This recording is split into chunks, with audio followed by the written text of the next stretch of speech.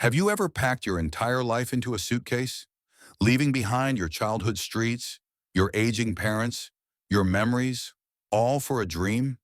A dream you couldn't touch or see, but one you believed in with every ounce of your being? For millions, that dream led to the United Kingdom, the UK, a country they believed would give them dignity, safety, and opportunity.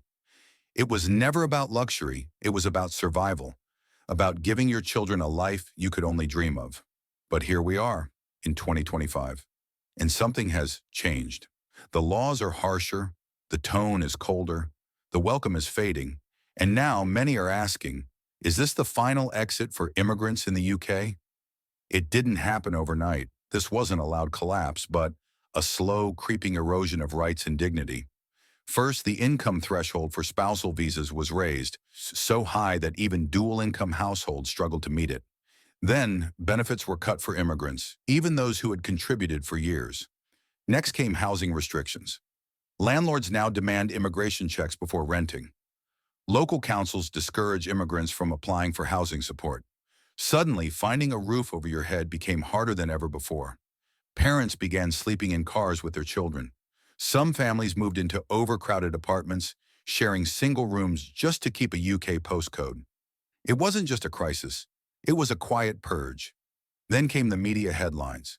Terms like invasion and burden replaced contribution and diversity. Politicians, desperate for votes, played into public fears. Immigration wasn't just a topic, it became a weapon. Talk shows, tabloids, and campaigns all painted immigrants as a threat. And while that noise played in the background, laws were passed quietly. Laws that made it easier to deport, harder to appeal, and nearly impossible to feel safe. No one was watching and no one cared. Immigrants became invisible until they were targeted. Let me tell you about Zara, a nurse, a mother, a frontline worker during COVID-19. She stayed when others left. She worked double shifts. She held dying hands when families weren't allowed to.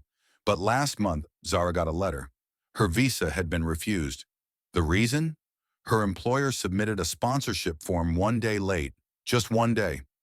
Now Zara faces deportation to a country her children have never seen. Her youngest doesn't even speak the language. She was born here, in this country. She sings nursery rhymes in English, cheers for England during football games, and dreams of becoming a teacher. But the UK says she doesn't belong. What do you call a country that nurtures you, then tells you to leave?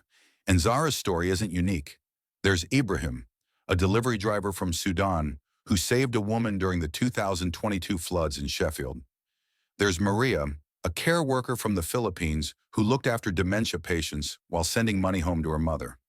There's Ali, who ran a corner shop for 15 years before his business permit was suddenly revoked. One by one, their lives are being erased from this country's narrative. Not with violence, but with silence, with paperwork, with quiet exits. Meanwhile, the new immigration law, the so-called Fair Borders Act, has changed everything. It allows fast-track deportation for those accused of even minor offenses. You missed a rent payment? You could be flagged. You were late renewing your visa because of a postal delay? You're now non-compliant. The appeals process is being cut short, legal aid is being withdrawn, and the worst part? Most immigrants don't even realize it until it's too late. They assume the system will be fair, that the country they served will protect them. But 2025 has shown otherwise. And the emotional cost?